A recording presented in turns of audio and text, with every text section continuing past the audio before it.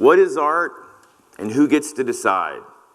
That is ultimately the question being asked in the street art game today. There's this thin gray line between art and vandalism, and that line is mostly the product of stale, outdated laws and currents of misunderstanding. Now, I'm a professional artist, known mostly for painting large portraits and figurative work. I just had 2 best years of my career, 2 big solo shows. I was doing a bunch of group shows. I was working on a series of paintings about the realities of breast cancer. By all means, I was very, very busy. As much as I consider myself an artist, though, I also consider myself an activist. In the 80s, when I was a young punker, I was not fascinated with the art of Keith Haring at all. But after 20 years, I raised a bunch of kids, life experiences, formed some mature political opinions, and now his art strikes me as some of the most truthful, hard-hitting political art that I can find. So I kind of became obsessed with the power of his message. I really touched base with his white guilt, had mad respect for his roots in the American street art movement, his advocacy for equal rights, and his art for the masses philosophy. They were all hitting with me. At the same time that I was kind of rediscovering all this about Keith Haring, my hometown, Jacksonville, was on the national stage for failing to pass an Equal Rights Ordinance that would have protected LGBT people in the workplace. They also failed to convict in the Trayvon Martin case. And the first trial for Michael Dunn for murdering Jordan Davis was fast approaching. Racial tensions were high, and so was this issue of inequality. Now you couple these with the fact that Jacksonville had never really been a city that historically grasped visual arts in a big way. The activist side of me saw an opportunity to protest all of these issues at once. So I used Keith Haring's art to keep the message pure, anonymous, and beautiful. And I went out and I started painting these images, Keith Haring tribute images, onto public traffic signal boxes that are at like every stoplight, basically. There's silver boxes, they're postered, stickered, they're tagged, painted over, they've been scraped, you know, the whole 9 yards, but they look like trash.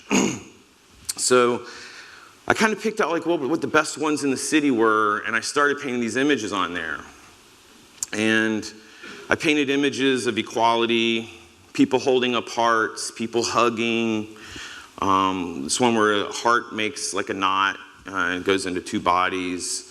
Anti-war images. And then I changed some of Keith's images too to meet copyright law. And then I changed one of the designs pretty substantially. It was a design that he did with 2 people worshiping a cross in an open field. And I juxtaposed the cross with an assault weapon. And I put the worshipers in a pile of dead people. And it was right after a school shooting. It seemed kind of urgently important. It was on the highest traffic count box I could find in the city. And it was like, you know, like 500,000 people a month would hopefully view that box. And after about 6 weeks, it came down, and I started hearing immediately thereafter that the police were looking for Keith's whereabouts. So after months of unsuccessful police work, the police subpoena Facebook.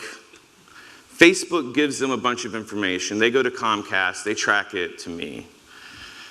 They asked me to turn myself in through third parties, and it seems crazy to me that I'm being hunted and wanted for felonies for painting pieces of art that actually really reside in museums all around the world. You know, I kind of thought it would trump the issue of art versus vandalism. But it didn't. So I gambled and I went to the press in disguise and I gave a whole bunch of interviews. When I was on TV and the radio, they disguised my voice also. And I talked about what I did and why I did it. And I asked the city's forgiveness, but I also asked them to take up this issue of street art and hopefully to protect my anonymity. But again, the sheriff wasn't having that. About that time, a friend introduced me to John Phillips. That was Jordan Davis's attorney, or his family's attorney. And we met and we hit it off, and immediately he gave me a full legal team that understood my needs, that kind of understood what I was doing. While we were trying to work stuff out, I was living on the lam for about 8 weeks. I was staying at my studio, friends' houses, and I slipped up, my back was really hurting, and spent a few nights at home in early March. And at 9 o'clock in the morning, the most obnoxious banging on my door prompts me to jump up, tiptoe through my house as fast as I can, and I run out the back door in just my underwear and a pair of Vans. And about 3 steps up, I look, and there's just cops everywhere. There's like 15 of them. They're all armed, and they grab me, and they pull me aside and cuff me, and then they throw me into a car. And they go in and like raid my house and push all my family out. They take like my phone, all my art supplies, all the equipment that I had around, drawings, sketches, every stitch of clothing that I wore in the interviews where I was in disguise. That's actually what was on the warrant. That's what they really were after.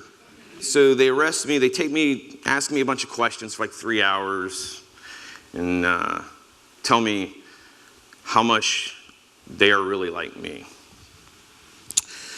The police boast about my arrest the next morning as if I was like a serial rapist or murderer. I mean, these guys were so proud.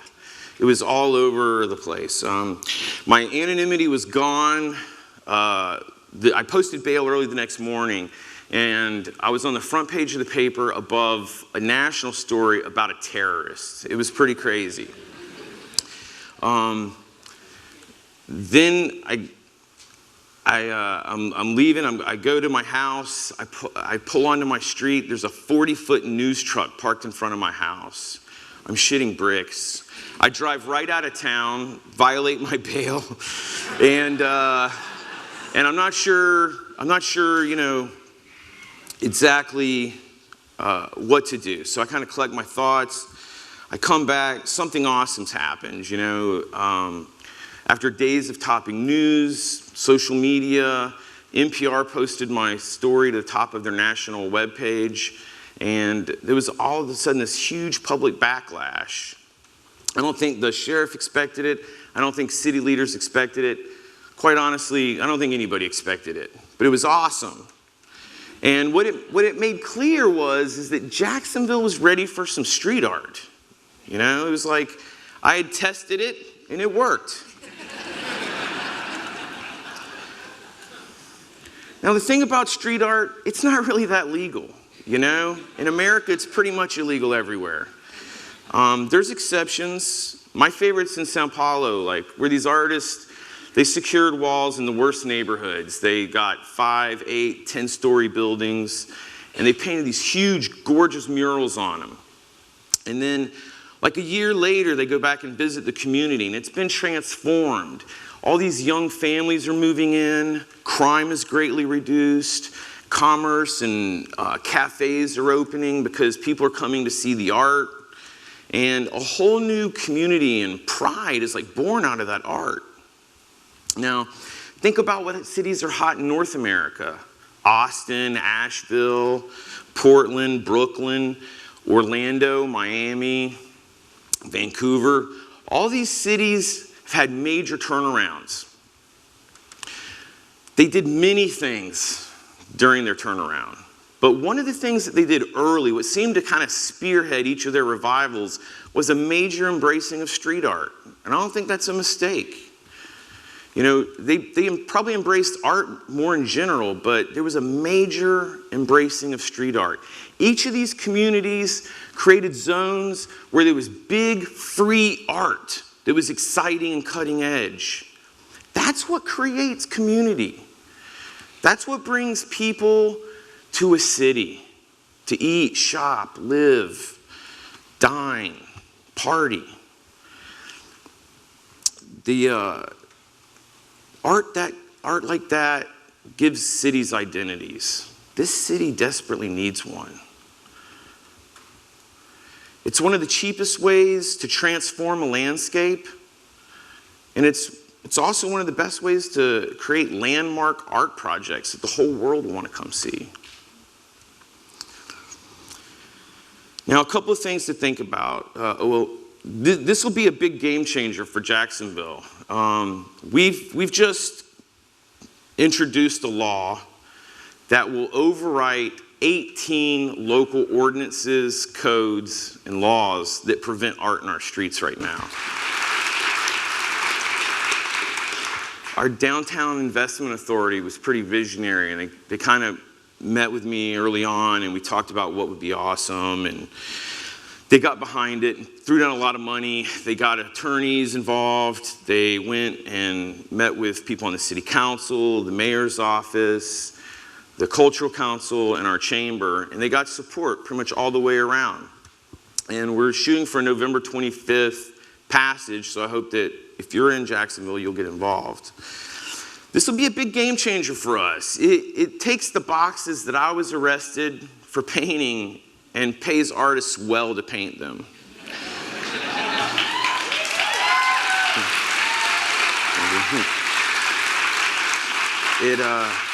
It also makes walls, public and private, legal to paint with the proper permission from either the landowner or the city. That's huge too. It also is going to establish some graffiti zones where kids can go do whatever they want, whenever they want, and not have to worry about the police. And it'll also take stress off some of our local businesses that have been undergoing some of the graffiti and stuff. Then lastly, the artists and the people from the neighborhoods. This program will start in our downtown and the 3 major historic neighborhoods that are connected to it, Springfield, Riverside, and San Marco. So each of those respective neighborhoods will have their citizens sitting on the approval committees with artists. So there's this organic level of buy-in. Lastly is the funding for that.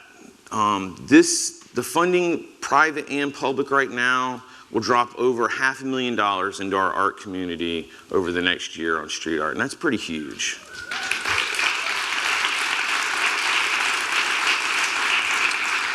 Each of these things is a major accomplishment in and of themselves, but together, these are real seeds of change.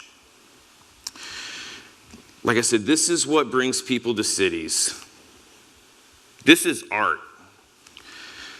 A couple of things to think about as you kind of leave and carry your thoughts about street art. Don't censor it, and don't let it be censored. Today's youth are the most cynical, most marketed to professional consumers that have ever stepped foot on the earth. And they see city-approved, benign, decorative art is propaganda of the state. And I think we can all agree it pretty much is. You know, let the art go. Let it be cutting edge, thought-provoking. Let it ask questions that'll better our lives. That's what art is. And you guys get to decide. It's in your hands at this point. Just as Jacksonville can unlearn its anti-art laws, you guys can go into your communities and change things, pass art, make it happen. Thank you for your time.